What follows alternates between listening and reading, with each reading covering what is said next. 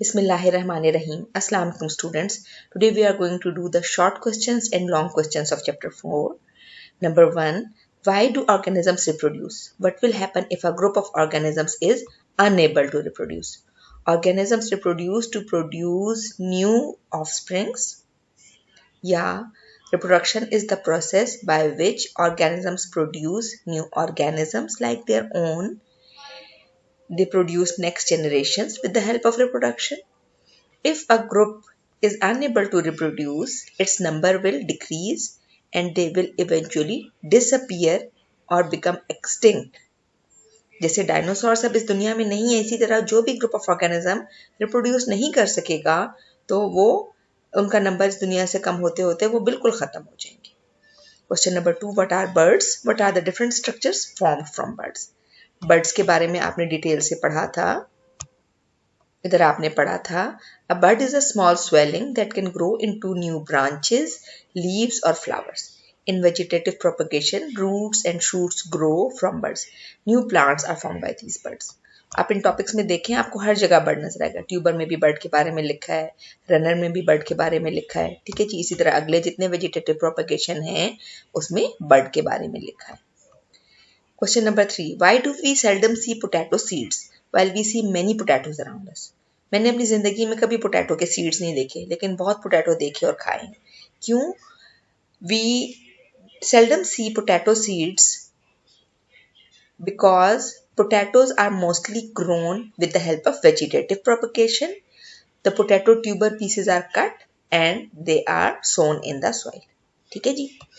Question number 4. In which stage of its life cycle can a frog live only in water? Frog की life cycle की 3 stages हैं, egg, tadpole and adult. इसमें से egg और tadpole की जो stage है वो वाटर में ही ग्रो कर सकती है, विदाउट वाटर ये ग्रो नहीं कर सकते. Now we come towards long questions. Number 1. Small birds like sparrow lay smaller eggs while larger birds like hens lay bigger eggs. Relate the size of the eggs with appearance, feathers and activity of their hatchlings. इसके लिए आपको एक table बनाना पड़ेगा. ये देखें, difference between hatchlings of sparrow and hen due to size of egg. इसमें एक side पे आप प्रॉपर्टीज ऑफ हैचलिंग्स लिखेंगे, दूसरे साइड पे आप साइज ऑफ एग के अकॉर्डिंग, यहाँ पे स्मॉल साइज एग की के बारे में लिखेंगे, यहाँ पे लार्ज साइज एग्स के बारे में लिखेंगे. अब प्रॉपर्टीज हमने क्या क्या देखनी है? अपीयरेंस या साइज, फेदर्स, एक्टिविटी और एग्जाम्पल्स. अगर हम स्पैरो की एग्जाम्पल लें स्मॉल साइज एग में, तो इसका जो हैचलिंग होता है वो यानी जो चूजा उसके अंडे में से निकलता है वो बहुत छोटा होता है, बहुत कमजोर होता है, उसके ऊपर कोई फेदर्स नहीं होते, वो हिलजुल भी नहीं सकता. ठीक है जी. इसके मुकाबले में हैन का जो लार्ज साइज एग है उसमें से जो चूजा निकलता है, हैचलिंग निकलता है, वो बड़ा होता है, स्ट्रांग होता है, उसके ऊपर फेदर्स होते हैं और वो इधर उधर चल फिर सकता है. ठीक है जी. Question number 2 is describe the life cycle of any animal in your own words. आपने 4 लाइफ साइकिल पढ़े हैं, इनमें से किसी भी एक को आप अपने लफ्जों में डिस्क्राइब करें. ठीक है जी. इसमें आपकी अपनी मर्जी है, ये आपका, इसका जवाब गलत नहीं है, आप जो भी लिखेंगे वो ठीक होगा. हाँ, डायग्राम भी लेकिन आपको साथ बनानी. डायग्राम आप वही बनाएंगे जो आपके बुक के चैप्टर में है, लेकिन आप उसको अपने लफ्जों में एक्सप्लेन करेंगे. Question number 3. You have studied the life cycle of different animals. Compare these life cycles according to water requirement, seasonal requirement, food requirement and parental care requirement. इसके लिए भी आपको एक टेबल बनाना पड़ेगा.